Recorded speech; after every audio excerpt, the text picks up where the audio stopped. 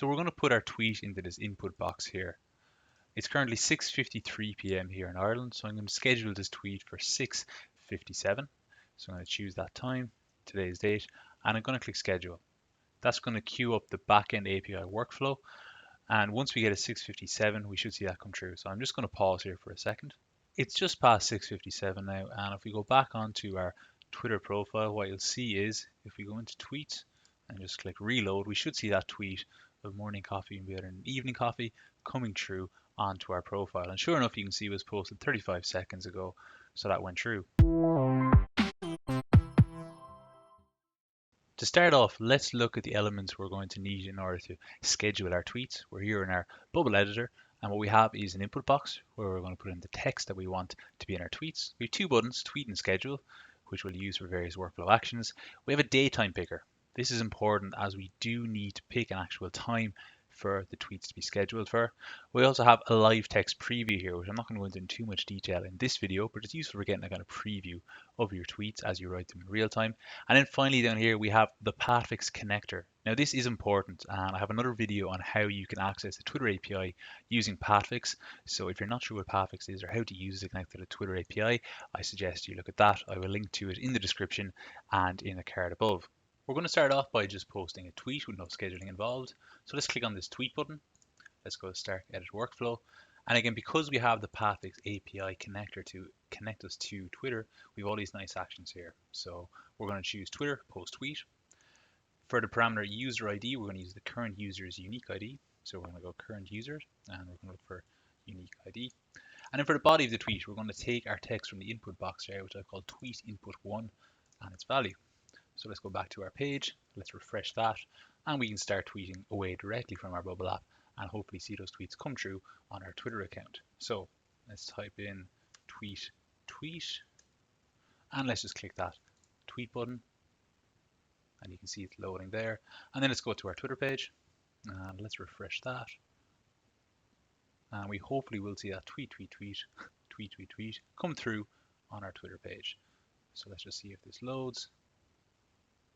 And sure enough, you can see tweet came through there. So that's the first step. Now we want to get into actually scheduling the tweets. What we're going to do next is go back into our bubble editor and go to the settings tab. We need to ensure that under API, that enable workflow API and backend workflows is enabled.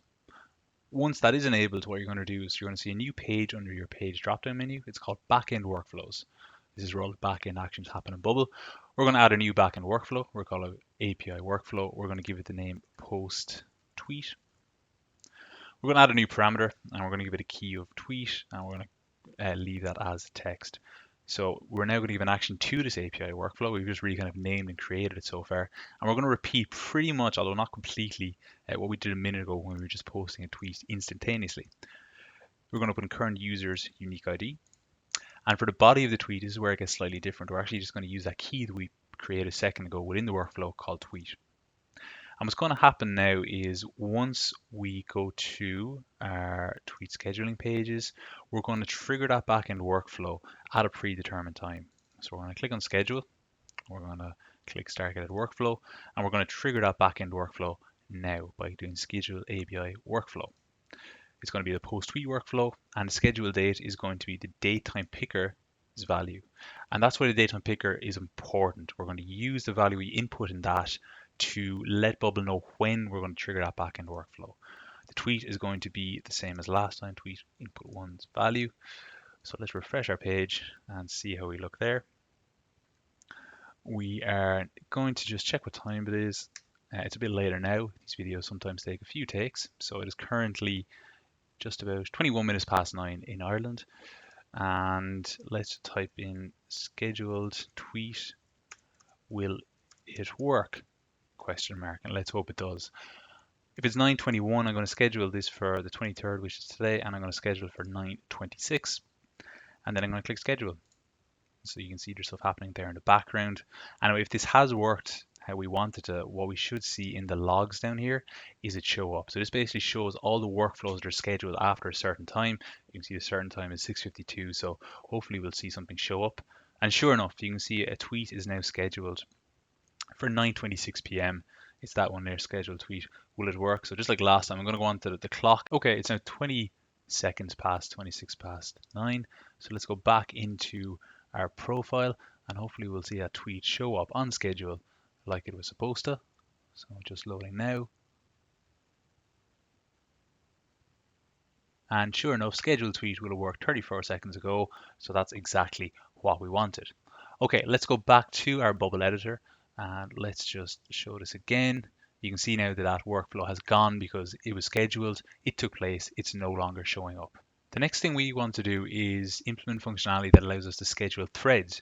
So not just individual tweets, but threads of tweets. So we're going to copy our tweet input box there and we're going to call it tweet input 2. And we're going to make some adjustments to our backend workflow. So let's go back into backend workflows. At the moment, you can see we're capturing tweet and we're putting that into our first one. We're going to add a new parameter here and we're call this tweet 2. And this is going to be the second tweet in our thread.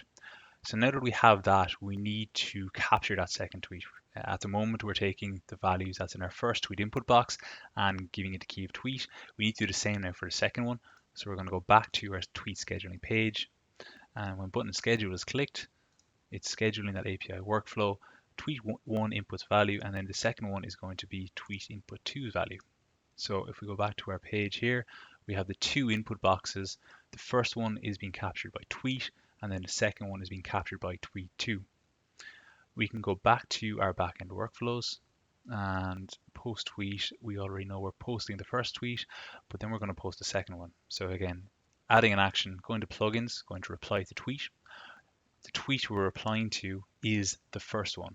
So we're going to go insert dynamic data, result of step 1, and it's ID str. You can see here there's a huge range of different fields associated with the Twitter API. Some really interesting stuff. Would encourage you to go look into it.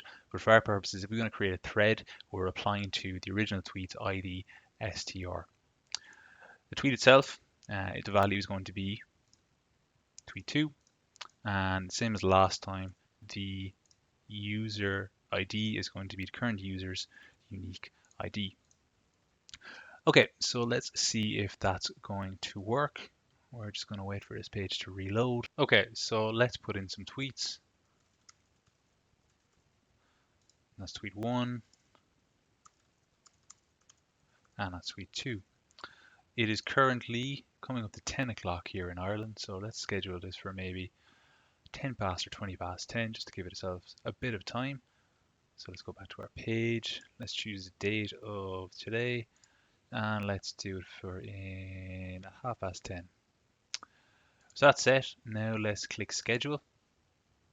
Let's go back to our logs and let's click on show. And sure enough, we can see that this is now scheduled for 10:30. I'm just going to go back to the screen and I'll come back at 10:30 to see how this turns out. So it's past 10:30 now. So hopefully our thread has posted. So let's go to our Twitter profile and refresh. Let's see if our 2 tweets came in there. Just loading up now.